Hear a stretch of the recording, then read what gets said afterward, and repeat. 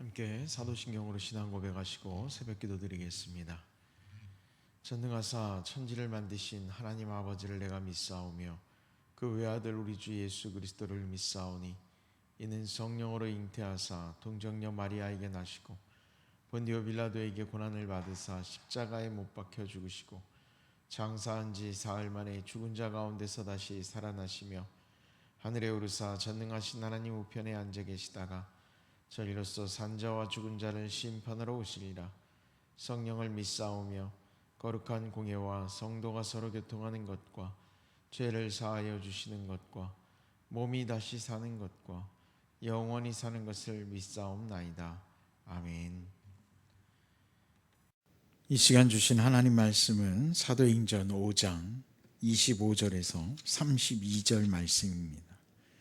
사도행전 5장 25절에서 32절 말씀 제가 읽겠습니다. 사람이 와서 알리되 보소서 옥에 가두었던 사람들이 성전에 서서 백성을 가르치더이다 하니 성전 맡은 자가 부하들과 같이 가서 그들을 잡아왔으나 강제로 못함은 백성들이 돌로 칠까 두려워함이더라. 그들을 끌어다가 공회 앞에 세우니 대제사장이 물어 이르되 우리가 이 이름으로 사람을 가르치지 말라고 엄금하였을 때 너희가 너희 가르침을 예루살렘에 가득하게 하니 이 사람의 피를 우리에게로 돌리고자 함이로다. 베드로와 사도들이 대답하여 이르되 사람보다 하나님께 순종하는 것이 마땅하니라.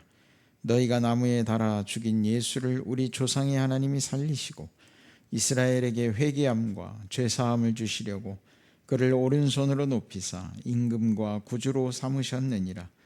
우리는 이 일의 증인이요 하나님이 자기에게 순종하는 사람들에게 주신 성령도 그러하니라 하더라. 아멘.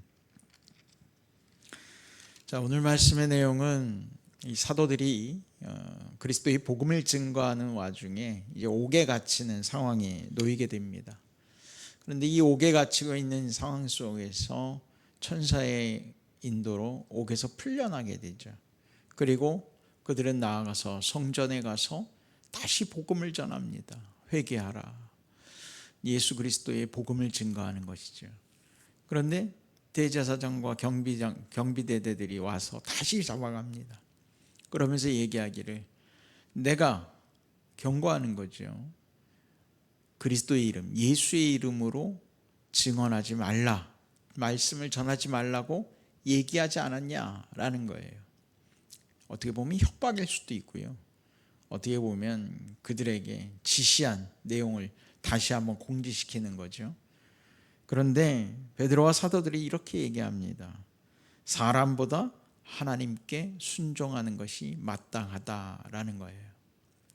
아무리 사람이 정해놓은 법이 있고 규율이 있다 할지라도 하나님 뜻에 먼저 순종해야 한다라는 겁니다.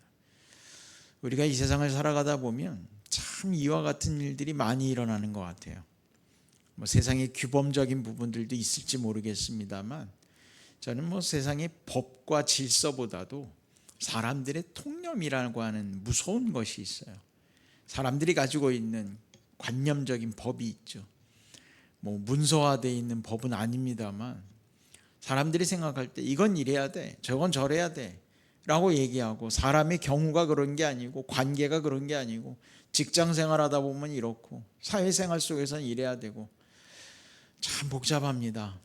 그 속에서 우리가 그리스도인으로 살아간다는 거, 하나님의 말씀을 전하고 전도를 하고 이런 것보다도 내 믿음 하나 지키는 것도 사실 굉장히 어려운 일 중에 하나가 아닐까라는 생각을 해보게 돼요. 이 세상은 정말 그토록 힘겹게 살아가는 그리스도인들이 너무 많구나. 사실 그러다가 넘어지기도 하고 하나님 뜻에 순종하지 못할 때 누가 그를 뭐라고 이야기할 수 있겠습니까? 그의 어려움을 우리가 다 헤아리지 못한다면 오히려 그것이 미안할 따름이지 않을까라는 생각이 듭니다. 사랑하는 성도 여러분, 여러분들의 삶에 힘들고 어려운 일들이 있다 할지라도 그 일들 속에서 무엇 때문에 넘어지고 계십니까? 오늘 베드로와 사도들은 사람의 일이 아니라 하나님 뜻에 순종하는 것이 마땅하다라고 이야기하고 있어요.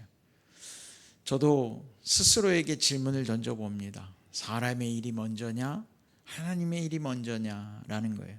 우리가 세상에 우선순위라고 하는 것을 둘 때 내 세상적 일들, 심지어는 가족의 일들까지도요, 내 주변의 신상에 관련된 일들까지도요, 정말 하나님의 일, 교회가 우선이 되고 있는가?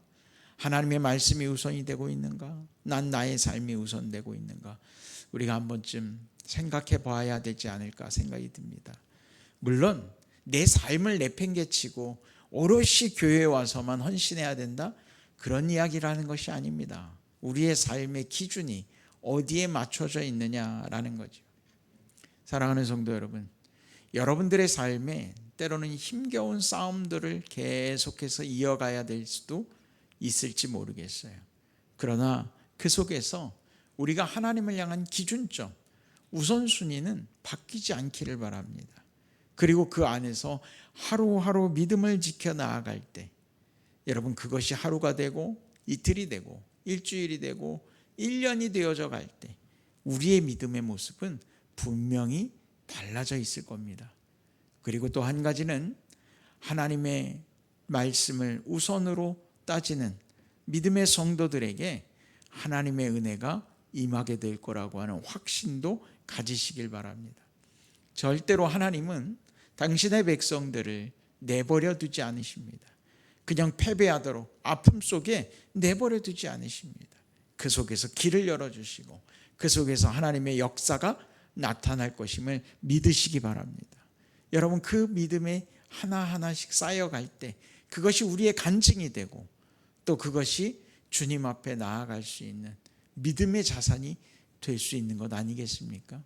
여러분, 하나님은요 절대로 여러분들을 놓지 않으십니다. 말씀 속에서 우리에게 약속해 주지 않으셨습니까?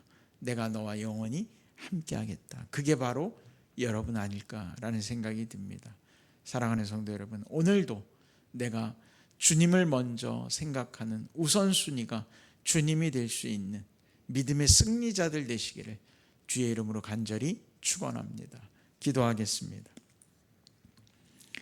하나님 아버지, 나를 이 땅 가운데서 인도하시며 죄악에서 구원하시고 우리를 하나님 나라의 백성으로 삼아주신 주님, 이제 우리가 이 세상을 살면서도 그 어떠한 것보다 하나님의 뜻이 가장 우선시되는 믿음 우선주의가 우리 안에 있게 하시고, 세상이 우리를 혼란스럽게 한다 할지라도, 우리를 유혹하고 넘어뜨리려 한다 할지라도 주님, 주께서 우리를 지켜주시고 믿음의 선포가 날마다 우리의 삶을 통하여 이루어지게 하여 주옵소서. 오늘도 주님만 의지합니다. 승리케 하시는 주께서 우리를 인도하실 줄 믿으며 예수님의 이름으로 기도드렸습니다. 아멘. 주님 가르쳐 주신 기도하겠습니다.